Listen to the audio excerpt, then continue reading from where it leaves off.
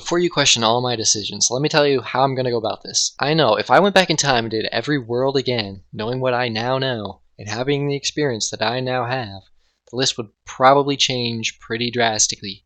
But this ranking is based on my first time playing each world. For the earlier worlds, I had less experience, but they were meant to be easier, so that's why these rankings are kind of in order of how they're supposed to be, but also they might seem a little whack to you. Let's get into the ranking. Come on, man!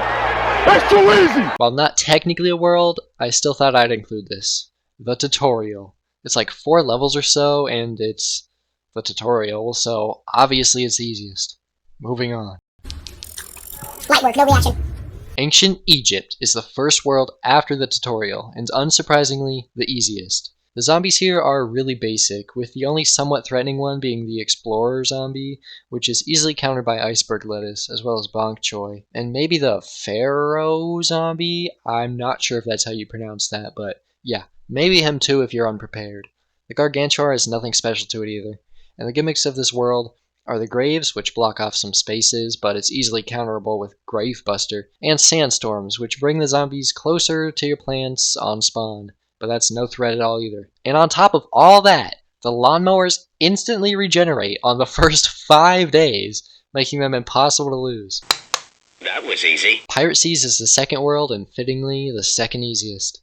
In Pirate Seas, the 4 rightmost tiles are sometimes missing, replaced by the water beneath. The zombies swing across, or fly across, or are shot across out of a cannon. The swinging zombies, as well as the imps getting shot out by a cannon, get to the middle tile pretty quickly, but it's easily countered by a walnut and a bok choy, or a single spring bean. The only other threats in this world are Pirate Captain Zombie, which we'll get back to, and the Barrel Roller Zombie, which, as its name implies, rolls a barrel. This barrel practically insta-kills any plant it's rolled over. However, it is easily countered by Spikeweed or Spike Rock, which breaks it instantly, releasing 2 imps from inside the barrel. The Pirate Captain Zombie himself isn't actually a threat. That was a lie. I'm so evil. But the zombie parrot who sits atop his hat is.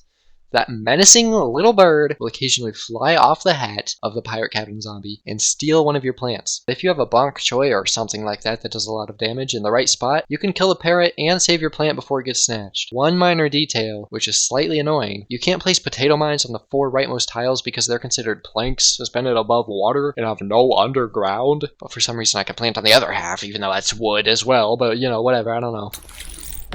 Light work, no reaction. Frostbite Caves is the 4th world you unlock. The gimmicks here are tiles that when stepped on by a zombie moves them up or down a row, and snowstorms which are essentially the same as sandstorms, and wind that freezes your plants. When frozen, plants are unusable and zombies walk right past them. The ice blocks that form around the plants when frozen must be thawed or broken. Hot Potato was specifically designed to thaw the frozen plants, so super easy. But there's also other plants like Snapdragon, Pepperpult, and Torchwood, for examples, that also could do the trick by heating up the ice. The snowstorms bring about a new problem as well, because the zombies that arrive in snowstorms can land on the left side of slider tiles, and if you're not prepared for that, it could be game over. Threatening zombies in this world include the Blockhead Zombie, Hunter Zombie, Dodo Rider Zombie, Troglodyte, Weasel Hoarder, and Sloth Gargantuar. Blockhead Zombie is just like a regular zombie, but with more health than a bucket head, which is a recurring theme we'll see. Hunter Zombie throws snowballs at the first plant in its lane, slowly freezing it, but this is easily countered by having a plant that's immune to being frozen in front. Most strategically, probably Torchwood. Dodo Rider Zombie flies over the slider tiles, walnuts, and spikeweed, but otherwise it walks on the ground. It's not very hard to kill, but if you're unprepared, it could be bad news. They're unable to fly over tall nuts, so that could be a feasible counter, but when there's a lot going on, it can be easy to overlook one of these little guys passing your slider tiles. Troglodytes push frozen Yeti imps, crushing any plants they run over. The best way to deal with this is to either thaw the frozen Yeti imps, or my personal favorite method, explodinating them. Weasel Hoarder releases a horde of weasels after taking enough damage for its log to break. Ice weasels move swiftly and aren't affected by slider tiles. This can be easily countered by spikeweeds and spike rocks, I think, as well as other pretty quickly damaging plants like bok choy, lightning reed, and the strategy I use, which was snapdragons behind walnuts. Not the most efficient nor cost-efficient method, but it worked, and snapdragons heated up the frozen plants around it, so, win-win, I guess. Finally, the Sloth Gargantuar is special in that it has 3 Yeti imps as opposed to 1. Not much worse than the basic Gargantuars. Dr. Zomboss here fight What? The Dr. Zomboss fight here is unique, but no difficult. The Dr. Zomboss here. God, the Dr. Zomboss fight here is unique, but no more difficult than the previous ones, so I won't cover it. Nothing sues a rusty bumper like Rusty's. Far future. This is the 6th world unlocked. The only modifier here is power tiles. Power tiles are tiles of different colors and shapes. Say you have 3 plants on blue power tiles. If you use plant food on one of those plants, the other 2 on the matching blue tiles will also use their plant food effect. This makes the world easier, obviously, as opposed to most world gimmicks which make the worlds more difficult. There are a lot of new zombies in this world, but most aren't threatening. Jetpack Zombie is a simple flying zombie, so no big deal. Bugbot Imp is easy to kill, although there's usually a lot of them at once. No big deal either, though. Shield Zombie has, well, a shield, which blocks most projectiles. However, Laser Beam is such an easy counter to this, it's stupid easy. Robocone Zombie is just a ridiculously buff zombie, as in it has a lot of health, but it's also very slow. Not a huge problem either. The Discotron 3000 is the first real threat, summoning disco jetpack zombies all around it. This guy can take a while to kill. Luckily, the disco jetpack zombies can be countered by Blover. Unluckily, I didn't utilize Blover when I played this at all because I'm an idiot. Plus, it just spawns new ones. So yeah, these guys can be somewhat problematic. Next up, Mecha Football Zombie. This pushes away any plant it encounters. And if you have a whole row of plants lined up with no spaces in between, it yeets either the first or last plant in the lane. I don't remember which. Either way, it's a problem. There are some counters to this, but unfortunately, I didn't know that until the making of this video. Plus, they all seem like pretty temporary or weak counters. Just explode him. Finally, Gargantuar Prime. This, in my opinion, is the 2nd worst Gargantuar to deal with. You see, this Gargantuar has laser eyes, which can instantly destroy any plant on your lawn. It doesn't really have any specific counters either, well, except for EM Peach, but let's be honest, nobody's wasting a seed slot for that useless thing. Wild West is the 3rd world unlocked. This world has what is probably the most fun gimmick ever, minecarts. The rails take up 2 to 5 spaces on a column, and can't be planted on. But the minecart can be planted in and can be moved across the rails. Despite the limited plant space, the minecarts, at least for me, make the world slightly easier most of the time. The first new zombie, Prospector Zombie, isn't a big problem. It's basically the Digger Zombie of the 2nd game. After walking a while, he launches across your lawn to the very left and starts walking the opposite direction. This is easily countered by Split Peas or Bonk Choys. Alternatively, kill him before he launches. Really easy. The next new zombie introduced is the Pianist Zombie. This one plays music on his piano, causing zombies around it to do a little dance and switch lanes. What makes the Pianist Zombie a real threat, though, is that he crushes any plant he encounters. Luckily, Spike Weeds and Spike Rocks destroy the piano instantly, killing the zombie. Or, again, just use my method and explodinate it. The next new zombie in this world is the Poncho Zombie. It acts as a normal zombie, but once you knock off that poncho, it reveals that it either has a metal grate underneath, or it doesn't. If it does, this means that it has the same amount of health as a bucket head. If not, then it's easy pickings. The next new zombie is the first zombie that caused me to lose a level. The Chicken Wrangler Zombie. After taking some damage, he releases a flock of zombie chickens, which act similarly to the aforementioned ice weasels. And in my opinion, these guys are worse. They can be countered the same way, Spike Weeds and Lightning Reeds, or my personal choice in how to kill them. But they move so quickly and eat plants pretty quickly, and there's so many of them. The reason I lost was because I didn't use Lightning Reeds or Spike Weeds at first, which was my mistake. The last new zombie I want to mention is the Zombie Bull. Now, I've seen a lot of talk about the Zombie Bull, but personally, it was never an issue. The Zombie Bull launches the imp riding it past a few plants. The bull also has a lot of health, but yeah, I don't know. It was never a problem for me. I never focused on them or worried about them, and they just died eventually. Okay, it's got a little kick. Dark Ages is the 7th world unlocked, and it's essentially the sequel to Night from the first game. Sun doesn't fall from the sky, shrooms are introduced, and the graves are brought back, meaning our boy Gravebuster finally has a use again. Some graves are marked with a plant food symbol or a sun symbol and give you plant food or some sun when destroyed. The zombies here, with one exception, aren't even the biggest problem in this world. It's the whole no sun from the sky thing. No sun is no bueno. The Night Zombie is the first new zombie here, which is, again, just a zombie with more health than the Buckethead. The Jester Zombie learns Spinjitzu from Master Wu, and uses it to reflect any projectiles back at the plants. However, by the time I got to this world, I was still using Laser Beam as my main shooter, which is a counter to Jester Zombie, because its projectile is non-physical. Then we get to what is, in my opinion, the worst zombie in the game. The Wizard Zombie. Wizard Zombies use their stupid little magic wand to turn plants into sheep, rendering them useless. Luckily, Wizard Zombie can't target any plants behind him. Silly me though!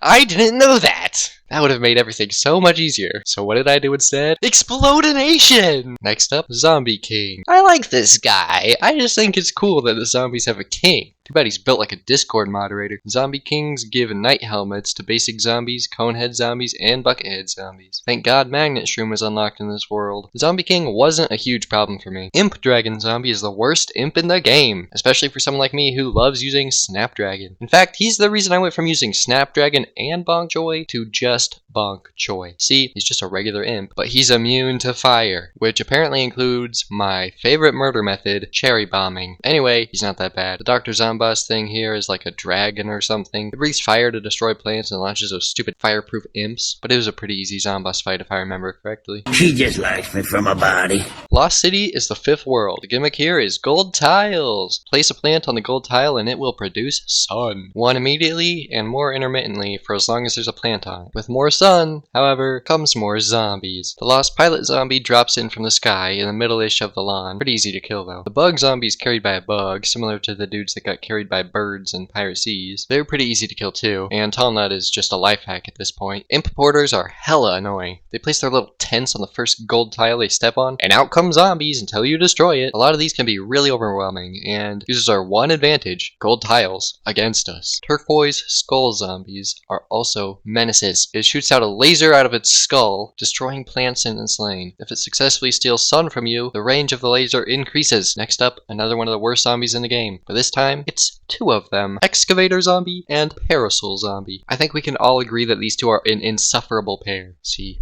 Parasol Zombie holds an umbrella over its head, rendering all catapult plants useless against it. Not too bad, right? Excavator Zombie holds a shovel in front of it, rendering him completely invincible to any non-catapult projectiles. This guy is absolute hell to deal with, and adding on Parasol makes it even worse. The best ways to counter these two are plants like Bonk Choy, who can punch past the shovel, and Laser Beam, who isn't unlocked by the time you get to this world. And also, Split Pea is pretty good counter, but I didn't use him because I'm not smart. There's a few others, but I mainly use the boy Bonk Choy. Oh yeah, there's also the Relic Hunter Zombie, who just swings in like swashbuckler zombies in Pirate Seas, and there's some levels with trap tiles, but that's not important, so let's move on. Oh hell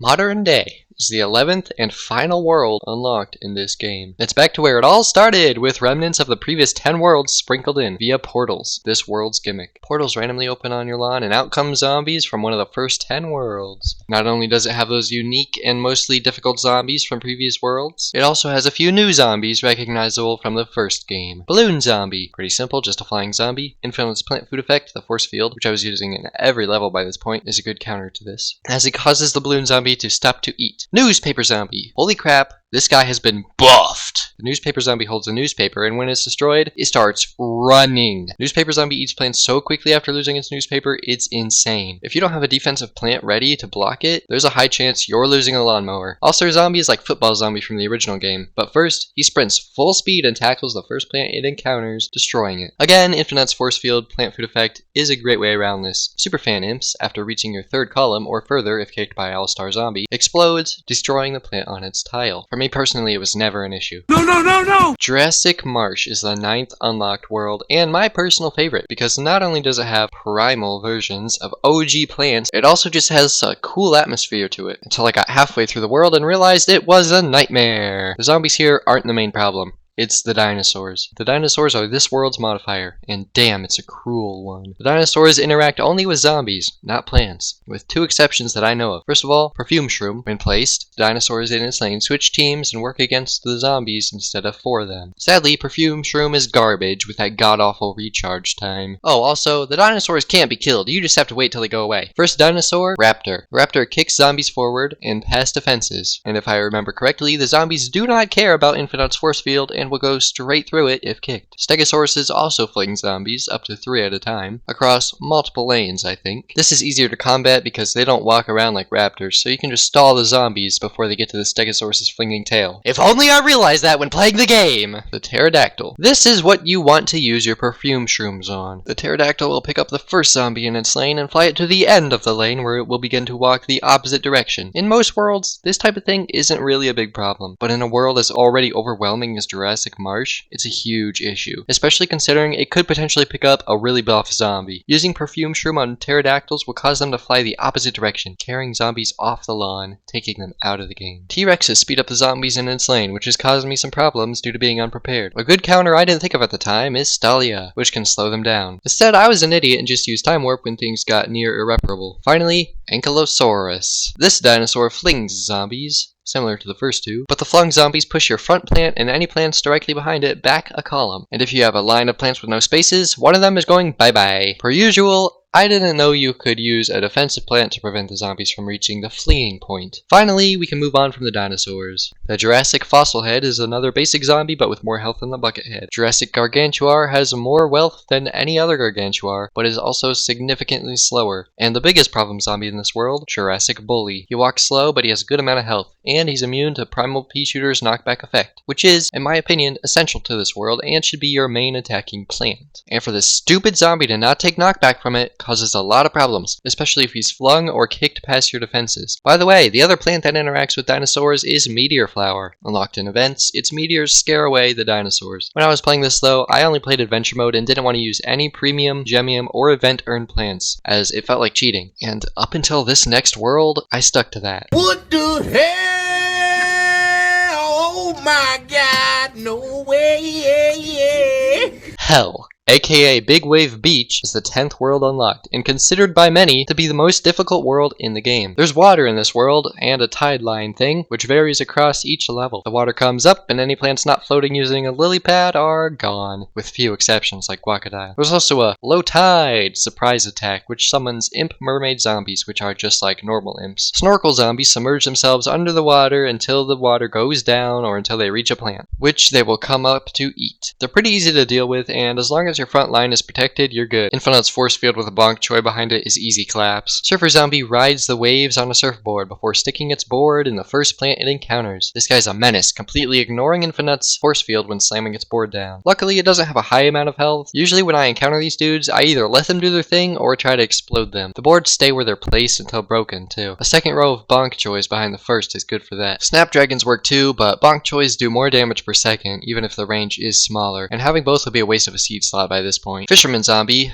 oh my god, I hate him. He sits on the back row of the water like a little coward and fishes the closest plant towards him, one tile at a time. Problem is, if he fishes a plant off a lily pad or off the land into the water, it goes bye-bye. Per usual, Infinite's force field is an amazing counter. Octozombie, the community's least favorite zombie. Me personally, I didn't think he was the biggest problem, although he was definitely a big problem. Octozombie throws octopi on plants, which has sort of the same effect as Wizard Zombie, turning them into sheep. But the difference is, killing Octozombie doesn't revert them all. You have to kill the octopi that land on the plants. They don't do anything, just sit there immobilizing the plants, but it's still annoying. Octozombie isn't easy to kill either. He's a pretty buff zombie. So the three of those zombies, all in one, are just an absolute nightmare, especially considering how many of them spawn. One level 25, I believe, was so bad that I had to cave in and buy a gemium plant. Not knowing which ones were good, I bought Fire Pea Shooter for 100 gems. I never used it again after that level. My strategy for beating these levels was eventually planned out very specifically. If I remember correctly, it went like this. Back 2 columns filled with primal sunflowers. Next 2 columns filled with bonk choys, with the exception of the middle row on the rightmost of the 2 columns. That was Infinite's spot, which I used the plant food on to get the force field. After all this, replace the 4 primal sunflowers in the bottom 2 rows with banana launchers. Thankfully, that's it.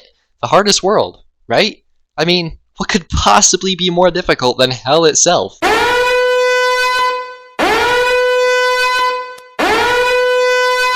Neon Mixtape Tour.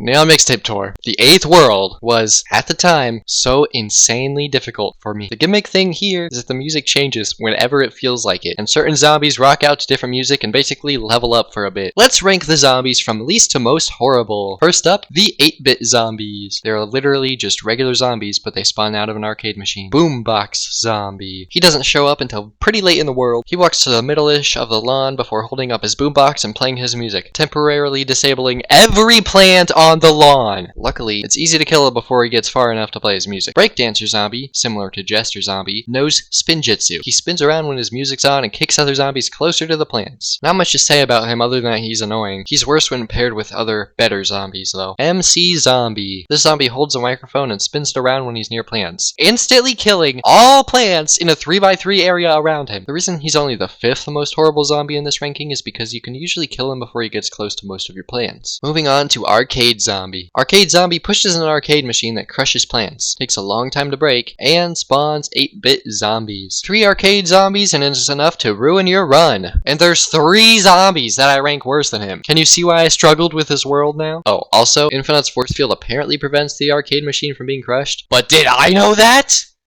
Yes.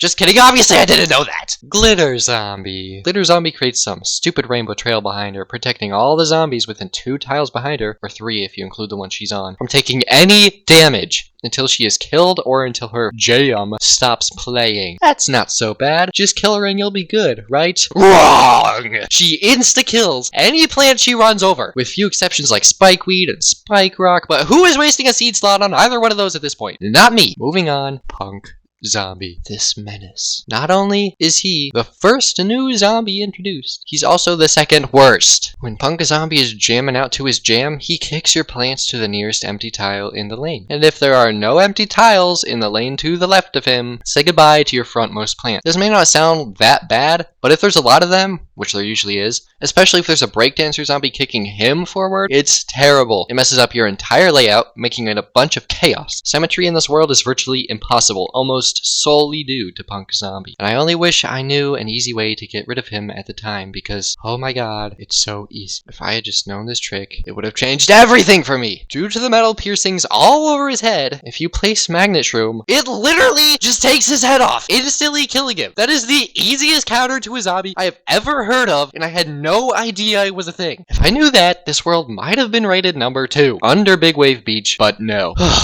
Anyway, one more new zombie to mention. The worst of the bunch. Hair Metal Gargantuars are the worst Gargantuars in the game. Although the worst zombie award still goes to that freaking wizard. During Hair Metal Gargantuars jam, they create literal shockwaves that insta-kill plants. If there's enough of these guys, it's game over. Simple as that. There's literally nothing else to say about these guys. They just suck. Oh, there is one more thing to say. These Gargantuars plus breakdancer zombies kicking them forward is my worst nightmare. That is the literal spawn of Satan from the deepest depths of hell. The final list of Plants vs. Zombies 2 worlds from easiest to hardest goes as follows. The Tutorial, Ancient Egypt, Pirate Seas, Frostbite Caves, Far Future, Wild West, Dark Ages, Lost City, Modern Day, Jurassic Marsh, Big Wave Beach, Neon Mixtape Tour. Thanks for watching. I hope you enjoyed my ranting. Am I an idiot? Let me know in the comments. Plus, leave a like if I'm an idiot. And if I'm not, still leave a like. And subscribe, please. Okay, hope to see you in the next video. Peace!